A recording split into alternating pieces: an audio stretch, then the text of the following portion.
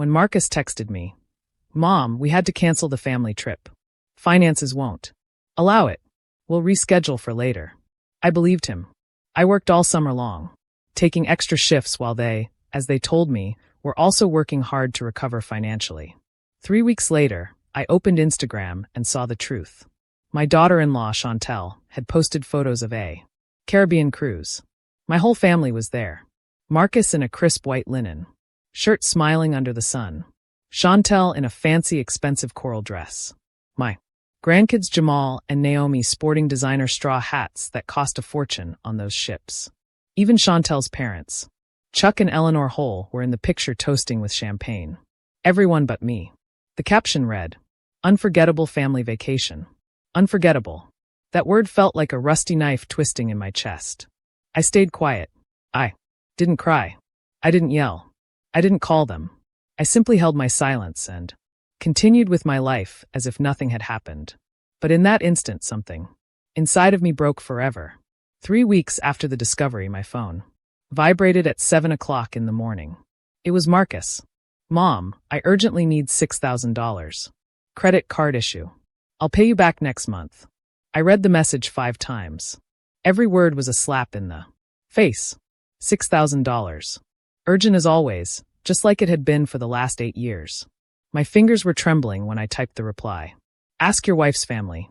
4 words that changed everything. 4 words that cost me decades of submission, but which gave me something I never imagined. Freedom. Marcus tried to call 17 times that day. I didn't answer any of them. Chantel sent me a lengthy message full of confusing explanations about misunderstandings and surprises. I deleted it without reading the whole thing.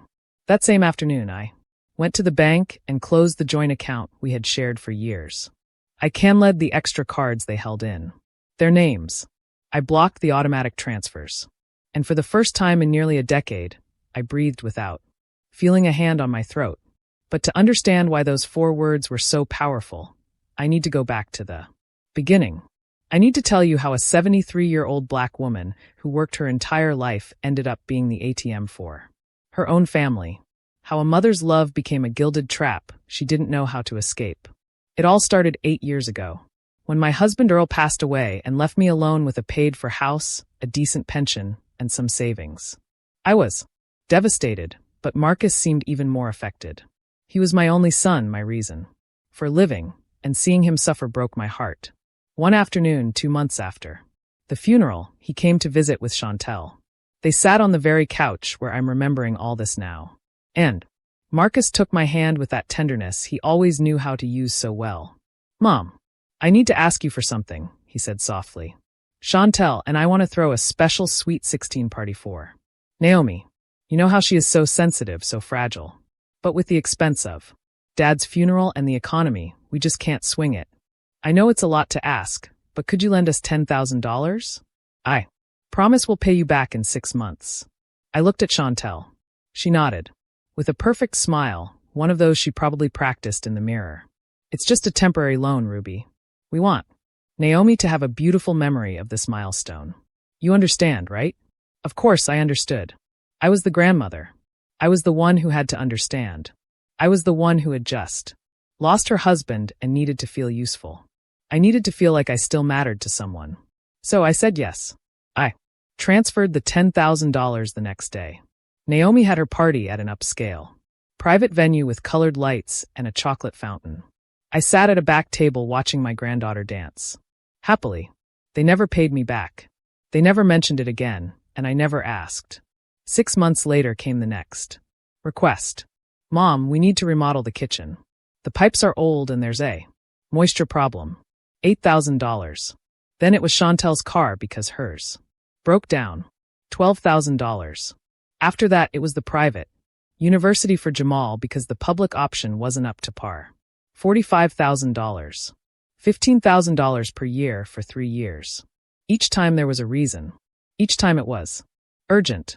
Each time it was temporary, and each time I opened my account and transferred the money without too many questions because that's what mothers do, right? Sacrifice. Give without expecting anything in return. Be the invisible support holding everything together from the shadows. But what I Didn't understand then. What took me years and $60,000 to realize is that there's a huge difference between helping and being used, between love and manipulation, between family and convenience. The first years after Earl's death were confusing. I was lost, in an ocean of loneliness, clinging to any floating board that would keep me afloat. And Marcus knew it. He knew every one of my weaknesses, every vulnerable corner of my heart as a widowed mother. He would visit on Sundays with Chantel and the kids, always with that long hug that made me feel like I still had a family, that I still mattered. "Mom, you look tired," he'd say while Chantel made coffee in my kitchen as if she owned the place. "You should rest more. We're here for whatever you need." And I felt lucky. How foolish, how blind, how desperately lonely I must have been not to see that those visits always ended with a request, wrapped up like a gift. Marcus had a special talent for making his needs sound like family emergencies. He never said, "I want." He always said, "We need." It was never for him. It was always for the children, for the future, to maintain stability at home. "Mom, Jamal needs a math tutor if we want him to get into a good university." "Mom, Naomi needs braces urgently. The dentist says if we don't do it now, it'll be worse later." "Mom, we need to replace the roof. There are leaks and it could be dangerous." Every argument was solid. Every reason seemed legitimate. And I, who had worked for 53 years as a certified nursing assistant and in hospital housekeeping, who had saved every penny with the discipline of someone who knows what scarcity feels like, opened my wallet again and again. Chantel was subtler, but just as effective. She never asked directly. Instead, she dropped poisoned comments disguised as concern. "Oh, Ruby, it's a shame you can't come to Jamal's birthday at the club, but I understand those places are a little too formal for you. It's a pity Naomi can't go on the class trip to Europe with her friends. But hey, not all kids have the same opportunities.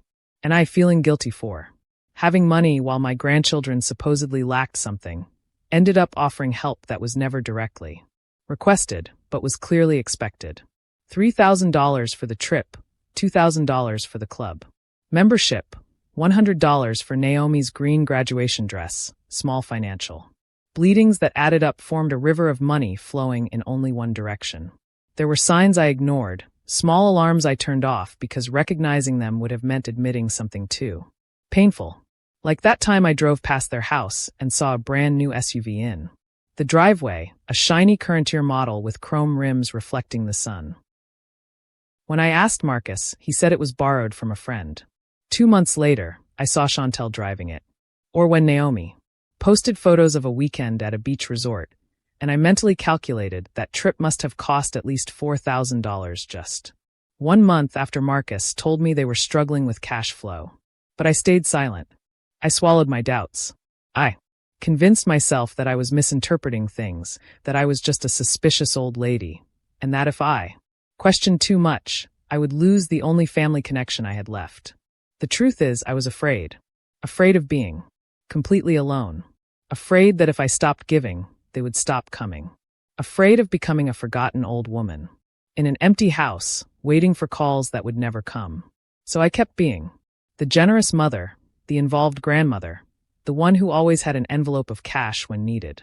I settled for the crumbs of attention they threw my way, a 10-minute phone call every week, a monthly visit that lasted less than an hour, photos of my grandchildren I saw on social media because they never sent them to me directly. And I smiled and said everything was fine, that it was enough, that I understood they were busy. But inside something was withering. A part of me was dying of emotional hunger while my bank account was draining. The breaking point began to form 6 months before the cruise, although I didn't know it at the time. Chantel organized a family dinner to celebrate her parents' wedding anniversary. I found out by chance when Naomi mentioned something in a quick FaceTime call. "Grandma, I can't talk long. We're getting ready for Grandpa and Nana Holt's party." I felt a sharp pain in my stomach. Grandpa and Nana Holt, as if I didn't exist. As if I wasn't a grandmother, too. I called Marcus that night. "Son," Naomi mentioned. "A dinner." There was an awkward silence on the other end. "Oh yeah, Mom. It's just something small, intimate. You know how Chantel's family is. Very tight-knit. I don't want you to feel bad, but we thought it would be better this way." I hung up feeling Emptiness in my chest. I didn't feel bad. I felt invisible, but again I kept silent. Again, I swallowed the humiliation.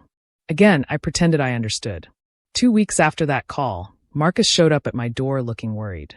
I need to talk to you about something serious, Mom. We went into the living room, and he sat on the edge of the couch with his hands clasped as if preparing to deliver bad news. The company is going through layoffs. There's a chance I might get let go. Chantel is really stressed. The kids need stability. We need a financial cushion for the next few months. Something that will allow us to breathe. He paused for a long time. Could you lend us $20,000? 20,000? The figure hit me like a punch. To the gut. It was more than he had ever asked for at once. Marcus, that's a lot of money, I said, my voice trembling. I know, Mom. Believe me, if I had another option, I wouldn't ask you. But you're the only person we can trust. You're our safety net. Please. His eyes had that scared little boy look that always melted me. And once again I gave in. I transferred the $20,000 on a Tuesday morning. I remember that day perfectly because I had to go to the bank in person to authorize such a large amount. The teller, a young woman with rectangular glasses, asked me 3 times if I was sure. It's for my family, I said. She nodded with a professional smile, but her eyes said something else. I had seen that look before, that mixture of pity and silent judgment reserved for older women who seemed too naive. I didn't check for messages from Marcus. I didn't look for updates on social media. I didn't allow myself to be reabsorbed into that world that had consumed me for so long. And it was liberating. It was like detoxing from an addiction I didn't know I had. The addiction to being needed. The addiction to feeling that I mattered, even if it was only for my money. I was learning to matter to myself. And that was enough. On the last day of the tour, the group had a farewell dinner in Rome. There were 15 of us from different countries and ages. During dinner, the guide asked us to share what the trip had meant to each of us. When my turn came, I hesitated. I wasn't good at speaking in front of groups. But something pushed me to be honest. This trip, I began, my voice trembling, wasn't just about seeing Italy. It was about seeing myself after years of being lost in the needs of others. I came here after cutting financial ties with my son, who was using me like a bank. I came here after deciding that my last years were mine, not for people who only value me for what I can give. And I discovered that I can be happy alone. That chosen solitude is better than company that makes you feel invisible. So this trip saved my life. Not literally, but it saved what was left of my dignity. When I finished, there were tears in my eyes and also in the eyes of several people in the group. A woman from Canada stood up and hugged me. Me too, she whispered. I'm learning that too. We hugged like sisters in pain and in healing. That night, in my hotel room, I finally turned my phone on completely. I had 53 unread messages. Most were from unknown numbers, some from Chantel, a few from Marcus. I opened one at random from Chantel. It read, Ruby, Marcus and I are having serious financial problems. We had to sell the car. The kids are suffering because of your selfishness. I hope you're happy. I read the message without feeling anything. Neither guilt nor rage, only indifference. It was fascinating how someone could take zero responsibility for their own decisions. How they could spend money they didn't have on a luxury cruise and then blame me for the consequences of their actions.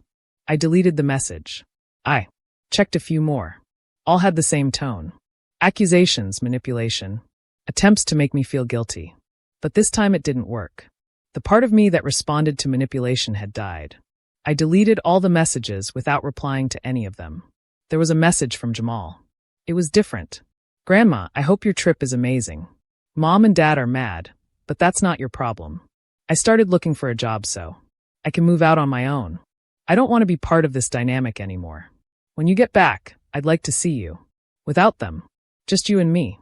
Take care. That message made me cry, but they were good tears. Tears of hope. My grandson was breaking the pattern. He was choosing to be different.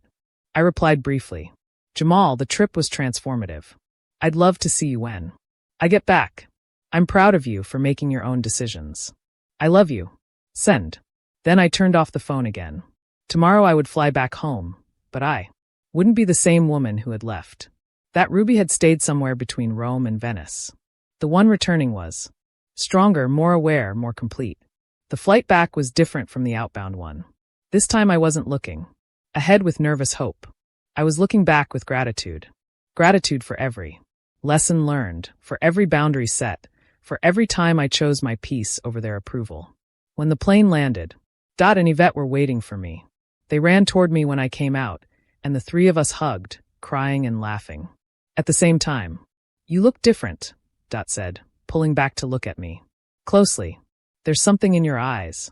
"I am different," I confirmed. "I am complete." On the way home, I told them about the trip, the cities, the woman on the water's edge, the farewell dinner, and they listened with the attention that only true friends give. When we arrived at my apartment, something surprised me. There was a box in front of my door. The box was wrapped in plain brown paper with no sender label. Dot and Yet looked at each other cautiously. "Do you want us to stay while you open it?" Yet asked. I nodded. I didn't know what to expect, but their presence gave me security. We went into the apartment, and I put the suitcase aside. The box wasn't heavy. I placed it on the kitchen table and opened it slowly. Inside were several things. First, a letter in a white envelope. Beneath it, all the cards I had given Marcus over the years, birthday cards, Father's Day cards, Christmas cards. There were also old photos from when he was a child, his graduation, his wedding, and at the bottom, a check. I took it out with trembling hands. It was for $5,000 signed by Marcus. In the memo line, it said, "First payment." I stared at the check for a long time, unsure how to feel. Dot broke the silence. "Read the letter," she said softly. I opened the envelope. The handwriting was Marcus. That slanted script I had known since he learned to write. "Mom, I don't know how to start this letter. I've written and rewritten these words for weeks. Nothing sounds like enough. Nothing can repair what I did, but I need to try. You are right about everything. I used you. I lied to you. I treated you like a bank instead of my mother. And the worst part is I knew it the whole time. I knew what we were doing was wrong. I knew we were hurting you. But it was easier to keep taking your money than to face our own financial problems. Chantel and I were living way above our means. We wanted to pretend we had a status we didn't. And you were the one who paid for our vanity. The cruise was the last straw. But honestly, it should have been any of the other 100 times I failed you before that. When you closed the bank account, I got angry. I blamed you. I told Chantel you were being irrational and vengeful. But when everything started to collapse, when we had to sell the car, when we fell behind on payments, when we faced the real consequences of our decisions without your safety net, something changed. I started to see what I had done. I started to understand the magnitude of my betrayal. I talked to Jamal. He told me some very hard but very true things. He told me I lost you. Not when you closed the account, but years before when I decided you were more useful as a wallet than as a mother. And he was right. This check is just the beginning. I know $5,000 is nothing compared to the $62,000 I owe you, but it's all I could put together by selling some things and working extra hours. I plan to pay you $1,000 every month until I repay everything, not because I expect your forgiveness. I don't deserve it. I'm doing it because it's the right thing to do. Tears streamed down my cheeks as I continued reading. I'm not asking you to call me. I'm not asking us to go back to how things were because that would be impossible. And frankly, you deserve better than how things were before. I only ask you to know that I finally understood. I understood that I had an extraordinary mother and I treated her like garbage. I understood that the love you gave me throughout my life was invaluable and I repaid it with indifference and usage. Chantel and I are in Q's therapy. I'm also going to individual therapy. We are facing our problems head-on for the first time in our marriage. It's painful and difficult but necessary. The grandkids are also learning about financial responsibility and treating family with real respect, not transactional respect. I love you, Mom. I am so sorry I hurt you, Marcus. I folded the letter slowly and placed it on the table. Dot and I looked at me expectantly.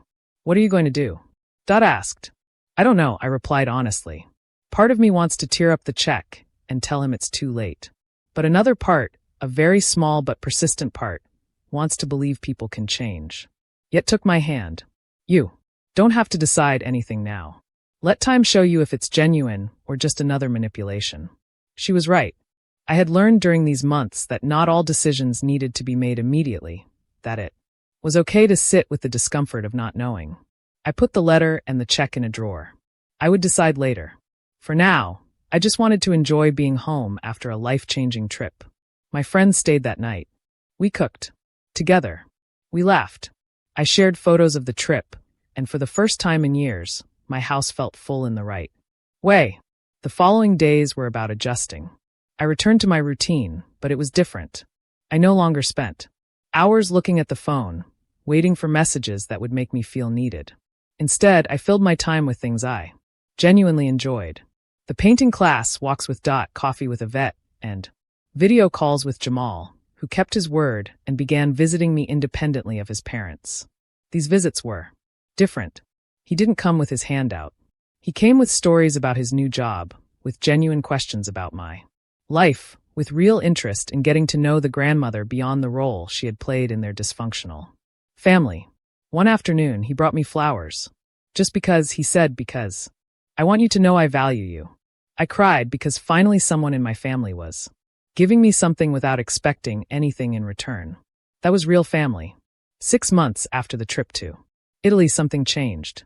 Marcus's check was still in the drawer, uncashed, but every week, an envelope with $1,000 in cash arrived in my mailbox. No notes, no explanations, just the money fulfilling its promise. We met occasionally for coffee, always brief, always with clear boundaries. Chantel and I maintained a cordial but distant relationship. Jamal and Naomi visited me regularly, and without the pressure from their parents, we had built something real. Dot and Yet became my chosen family. We traveled together. We laughed together. We aged together without asking anyone's permission. I went back to Italy last year, taking Dot with me. We visited the same places, but it was different because I was different. Stronger, more complete, more mine. Today, 2 years after seeing those cruise photos, I am at peace. Marcus is still paying the debt. We're about $32,000 toward the $62,000. Our relationship is cordial, but it's no longer what it was. And that's okay, because I learned the most important lesson of my life at 73. Real family doesn't charge admission. Real love doesn't empty your bank account or your soul. And it is never, ever too late to choose yourself. I didn't lose $62,000. I bought my freedom. I bought my dignity. I bought my peace. I bought the opportunity to live my last years without carrying the weight of others' expectations. And if this story made you feel anything, if you identified with any part, if it made you think about your own boundaries or your own relationships, then my pain served something bigger than me. It served to remind you that you too deserve respect, that you too can say no, that you too can choose yourself without guilt. Because in the end, the only person you will live with your entire life is yourself. And that person deserves all your love, all your protection, and all your loyalty before you give it to anyone else. Even before you give it to family, because if you don't take care of yourself, no one else will. And that is the hardest and most liberating truth you will ever learn. Did you like my story? And which city are you listening from? Let's meet in the comments. If you like the story, you can support me by sending a super thanks so I can keep bringing more stories like this. Thank you so much for your sweet support. I'm looking forward to your comments on the story. On the screen, you can see 2 new life stories that I highly recommend. There's so much more on my channel. Don't forget to subscribe. See you in the next life story with love and respect.